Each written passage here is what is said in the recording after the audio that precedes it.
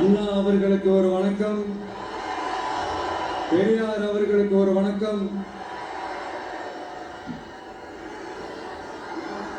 இப்ப நான் எந்த மண்ணில் நின்றுட்டு இருக்கிறேன் தெரியுமா? ஆண்டவர் அன்போடு நெல்லுக்கடை மாரியம்மன் அன்னை வேளாங்கண்ணி ஆசியோடு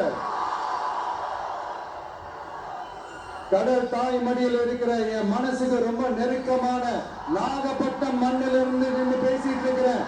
என் நெஞ்சில் கொடியிருக்கும்